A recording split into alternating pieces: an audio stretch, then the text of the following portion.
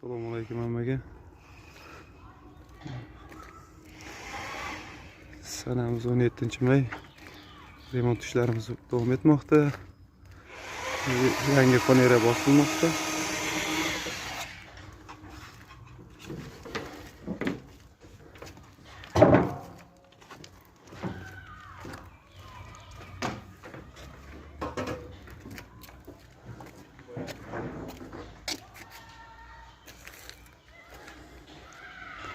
Yangi fanera agar yaxshi chiqsa chapga aylantirilyapti.